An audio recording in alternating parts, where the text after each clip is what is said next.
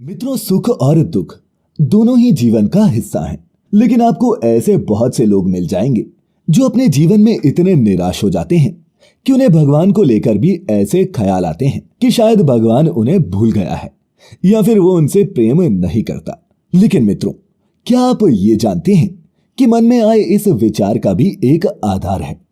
कहने का तात्पर्य यह है कि हमारे धर्म ग्रंथ ऐसे 8 संकेतों के बारे में बात करते हैं जो ये निश्चित करते हैं कि भगवान आज भी आपके साथ हैं और वो आपसे प्रेम भी करते हैं। तो वो कौन से संकेत हैं, ये जानने के लिए बने रहें आज की इस वीडियो के अंत तक।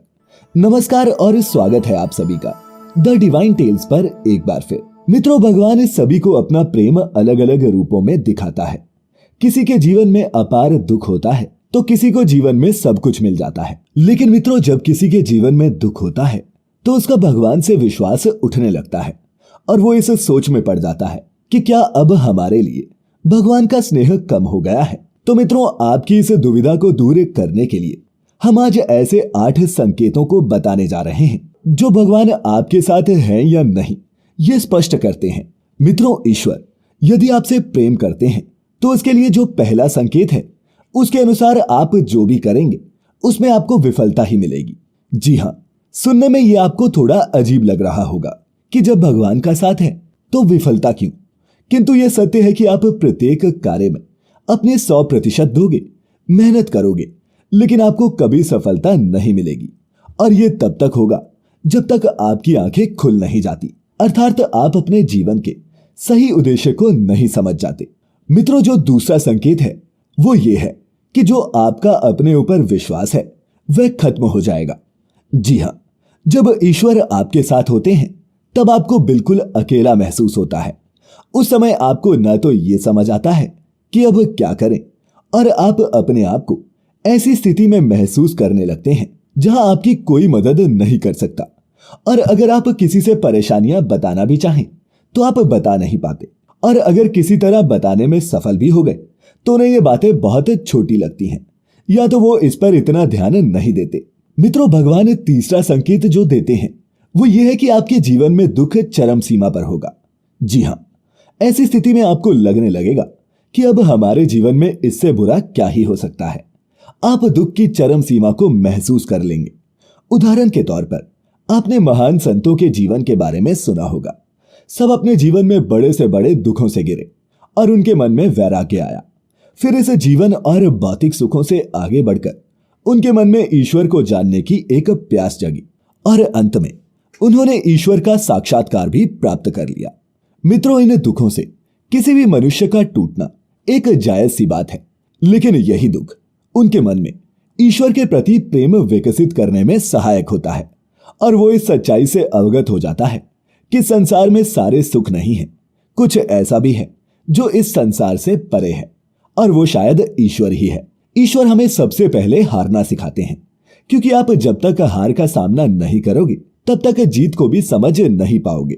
मित्रों, चौथा है, जब आपकी सारी उम्मीदें टूट जाएंगी तब आपके भीतर एक नई खोज शुरू होगी। यानी कि आपके अंदर एक खोज शुरू होगी जिसमें आप खुद को परखोगे, अपनी कमियों और खामियों की जड़ तक जाने का प्रयास करोगे। और अब आपने अपने जीवन में जो कुछ भी खो दिया है या फिर जिसमें विफल हुए हैं उसका कारण ढूंढने लगोगे और खुद से सवाल करना शुरू कर दोगे। मित्रों, यही वो वक्त है जब आप खुद ही अपनी अंतरात्मा से जुड़ने लगते हैं और आपके जीवन में एक नया बदलाव आता है। हमारी इस सूची में 5वां संकेत है, आपके चरित्र में बदलाव होने लगेगा। मित्रों, जब आप खुद से जुड़ने लगते हैं तब आप खुद को और अपनी खामियों को भी समझने लगते हैं। इससे आपकी खुद को बदलने और तराशने की क्रिया शुरू होती है और आप पहले से अधिक शांत, स्थिर और चीजों को गहराई से देखने वाले बन जाते हैं। जब भी हम ईश्वर की खोज की राह में निकलते हैं तो वो सबसे पहले हमारे अंदर बदलाव लाते हैं ताकि हम उनकी भाषा को समझ सकें। और जब तक हम ईश्वर के गुणों को नहीं समझते तब तक हम ईश्वर और उसके प्रेम को भी नहीं समझ सकते। इसीलिए ईश्वर हमारे अंदर बदलाव लेकर आते हैं और हमें उनके संदेशों और भाषा को समझना सिखाते हैं, चाहे इसके लिए उन्हें हमें दुख देना हो या फिर कोई अन्य तरीका ही अपनाना पड़े। छठा संकेत है, आपका किसी भी चीज में हार जीत का अनुभव नहीं करना। मित्रों, ये वो वक्त है जब आप बदल चुके होंगे। आप में जब बदलाव आ रहा है, आपके अंदर जीवन को देखने का जो नजरिया था उसमें परिवर्तन आ चुका है, जिससे बाहर घट रही घटनाओं का असर भी आपके अंदर अब कम होगा। बाहर घट रही हर घटना आपको एक नाटक के रूप में नजर आएगी, न कि वास्तविकता के रूप में, और आपके अंदर एक साक्षी भाव आ जाएगा।